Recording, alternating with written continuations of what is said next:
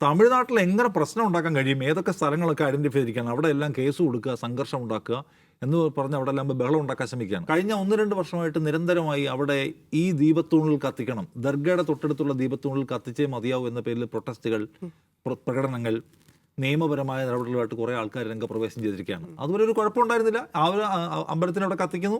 ദർഗ വളരെ കുറച്ച് പോർഷൻസിലേ ഉള്ളൂ, അവരുടെ കയ്യിലുള്ള സ്ഥലം വളരെ കുറച്ചാണ്. അപ്പോൾ അതവിടെ കൂളായി പോയിക്കൊണ്ടിരിക്കുകയായിരുന്നു. പക്ഷേ കഴിഞ്ഞ 2 വർഷമായിട്ട് അവിടെ ഈ സ്ഥലത്ത് ഞങ്ങൾക്ക് കത്തിക്കാൻ അനുവാദം വേണം, ദർഗയുടെ തൊട്ടടുത്തുള്ള സ്ഥലത്ത് കത്തിക്കണം എന്ന് ആവശ്യപ്പെട്ട് കുറേ ആൾക്കാർ രംഗത്ത് വരികയാണ്. അവർ നിയമപരമായിട്ട് നീങ്ങുകയാണ്. അപ്പോൾ അതിൻ്റെ ഉദ്ദേശം എന്താണ്? നമ്മൾ നോർത്ത് ഇന്ത്യയിലൊക്കെ പോലും കാണാം, ആ പള്ളി ഞങ്ങളുടെയാണ്, അതിനപ്പുറത്തേക്ക് തൂണി ഞങ്ങളുടെയാണെന്നൊക്കെ പറഞ്ഞ് ഒരു കൂട്ടം ആൾക്കാർ വരുന്നു. അവർ കോടതിയിൽ പോകുന്നു, കോടതി അവിടെ കുഴിച്ചു നോക്കുന്നു, ഉത്തരവിടുന്നു. ഇവിടെ അങ്ങനെയാണ്. ഇവിടെ കോടതി കൊണ്ടൊരു ഹർജി കൊടുക്കുന്നു, കോടതി ശരി അവിടെ കൊണ്ട് കത്തിച്ചോളാൻ പറയുന്നു. ഒരു ജഡ്ജി പറയാണ് അതെന്ത് ഏർപ്പാടാണ്, ഇവിടെ കാര്യങ്ങൾ സമാധാനമായിട്ട് പോയിക്കൊണ്ടിരിക്കുകയല്ലേ, കത്തിക്കാൻ ഇവർ തയ്യാറായില്ല. കോടതി ഉത്തരവിട്ടു, കത്തിക്കണ്ടെന്ന് കളക്ടർക്ക് നിർദ്ദേശം കിട്ടി. കാരണം കത്തിച്ചാൽ അത് ഉണ്ടാക്കാൻ പോകുന്ന സംഘർഷാവസ്ഥ ഒഴിവാക്കായിരുന്നു ഉദ്ദേശം. കളക്ടർ കത്തിച്ചില്ല. അപ്പോൾ ജഡ്ജിക്ക് ദേഷ്യം വന്നു. അദ്ദേഹം ഉടനെ തന്നെ കണ്ടംപ്റ്റ് ഓഫ് കോർട്ട് ഇട്ടു, ഉടനെ കത്തിക്കാൻ പറഞ്ഞു. 10 പേര് പോയി കത്തിച്ചോളൂ എന്ന് നിർദ്ദേശം ഇട്ടു. അപ്പോൾ BJP-കാരോട് 150 പേര് കൂടി ബഹളം ഉണ്ടാക്കി പോയി കത്തിച്ചു. അപ്പോൾ അത് പ്രശ്നമായി. സർക്കാർ സ്ട്രോങ് പൊസിഷൻ എടുത്തു. ഹൈക്കോടതി അപ്പീൽ പോയി. ഹൈക്കോടതി എടുക്കാൻ തയ്യാറായിട്ടില്ല. ഇപ്പോഴും 12-ാം തീയതി മറ്റോ അത് കേൾക്കാൻ പോവാണ്.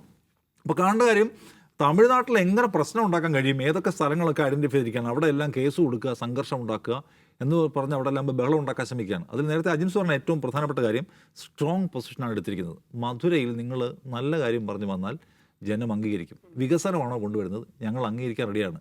ജനങ്ങളെ ഭിന്നിപ്പിക്കാനാണ് വരുന്നതെങ്കിൽ ഓടിച്ചിട്ട് തല്ലും എന്നാണ് മുഖ്യമന്ത്രി പറഞ്ഞത്. അത് വളരെ സ്ട്രോങ് ആയിട്ടുള്ള സന്ദേശമാണ്. ആ പരിപാടി ഇവിടെ വേണ്ടാന്ന്. ഞങ്ങളെ 13,500 അമ്പലം കഴിഞ്ഞ 4.5 വർഷം കൊണ്ട് പുതുക്കിപ്പണിത് പുനഃസ്ഥാപിച്ച ഒരു സർക്കാരാണ്. ആ സർക്കാരിനോട് അമ്പലത്തിൻ്റെ കാര്യം പറയാൻ പറ്റണ്ട.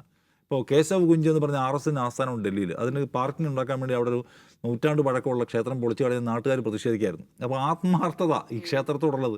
പിന്നെ വാരണാസി പുരോഗമനത്തിൻ്റെ ഡെവലപ്മെൻറ്റ് ഭാഗമായിട്ട് എത്ര ക്ഷേത്രം പൊളിച്ചു കളഞ്ഞു. അപ്പോൾ അതുകൊണ്ട് ആ ആത്മാർത്ഥത ഇങ്ങോട്ട് എഴുന്നള്ളിക്കേണ്ട എന്നാണ് സ്റ്റാലിൻ പറയുന്നത്.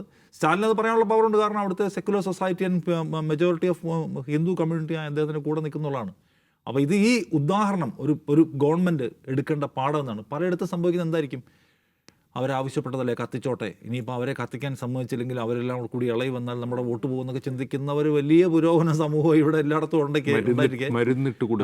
വെറുതെ എന്തിനാണ് മരുന്നിട്ട് കൊടുക്കുന്നത്? അത് നിങ്ങൾ എടുക്കേണ്ട പൊസിഷൻ, സ്ട്രോങ് പൊസിഷൻ എടുക്കേണ്ട സമയത്ത് എടുത്ത് സ്റ്റോപ്പ് ചെയ്യേണ്ടതിനെ സ്റ്റോപ്പ് ചെയ്താൽ നിങ്ങൾക്ക് പലതും സ്റ്റോപ്പ് ചെയ്യാൻ പറ്റും. ഒരു നിത്യനരകത്തിൻ്റെ വാതിൽ തുറക്കരുത് എന്ന് ഉത്തരേന്ത്യയിലെ ഒരു പ്രധാന സംഭവവുമായി ബന്ധപ്പെട്ട് നെഹ്റു പറഞ്ഞിട്ടുണ്ട്. ആരും കേൾക്കാൻ തയ്യാറായില്ല. അതുകൊണ്ട് എന്താണ് ഇപ്പോൾ ഇന്ത്യ അനുഭവിക്കുന്നത് നമ്മൾ കാണുന്നുണ്ട്. അങ്ങനെ നിത്യനരകത്തിൻ്റെ വാതിൽ ഞാനായിട്ട് തുറക്കില്ല എന്ന് തീരുമാനിച്ചിരിക്കുന്ന സ്റ്റാലിൻ, അത് കൊള്ളാം.